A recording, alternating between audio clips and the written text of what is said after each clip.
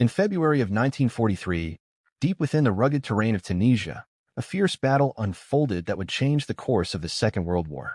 It was a clash of titans, the inexperienced American troops facing the seasoned forces of Nazi Germany led by the legendary Erwin Rommel. A gap in the mountains, Kasserine Pass, will become the stage for one of the most devastating and costly encounters of the North African campaign. But how did this battle shape the future of Allied forces? What went so wrong for the Americans, and what crucial lessons did they learn? Today, we'll explore the chaos, the strategy, and the consequences of the Battle of Kasserine Pass, a moment of brutal failure that ultimately forged a more resilient Allied force. Stay with us as we delve into the battle that tested the very foundations of American military might. Background to the conflict. The story of Kasserine Pass begins with Operation Torch, the Allied invasion of North Africa in November 1942. U.S. and British forces landed in Algeria and Morocco, catching the Axis powers off guard. It was the first major Allied offensive on the continent, and while the Allies saw early success, they soon faced the hardened veteran forces of Nazi Germany and Fascist Italy. Tunisia quickly became a critical battleground. Rommel, the famed Desert Fox, had already suffered setbacks in Egypt at El Alamein and was retreating into Tunisia to regroup. The rugged landscape offered a perfect defensive position for the Axis, and Rommel aimed to halt the Allied advance by striking at their weakest point, the inexperienced U.S. II Corps. But before the Allies could mount their assault, the Germans had other plans. Rommel was determined to launch a preemptive strike, setting the stage for what would become a disastrous engagement for the Americans. American positioning. Rommel's strategy was clear. He wanted to drive a wedge between the Allied forces. His target? The Kasserine Pass, a narrow gap in the Atlas Mountains that controlled access to key supply routes and territories. The pass was poorly defended, and Rommel believed he could exploit the inexperience of the U.S. forces.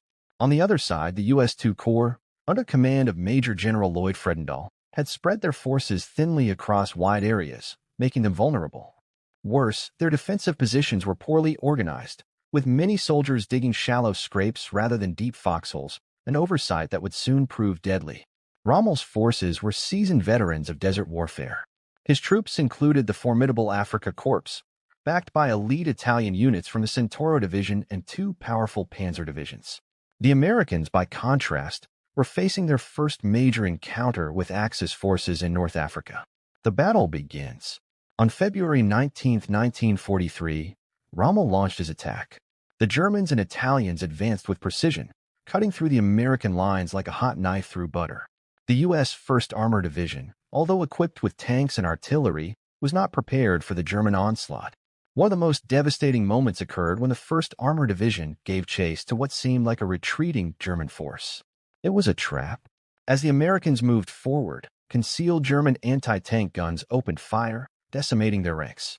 Soldiers watched in horror as tank after tank was blown apart by the infamous German 88mm guns.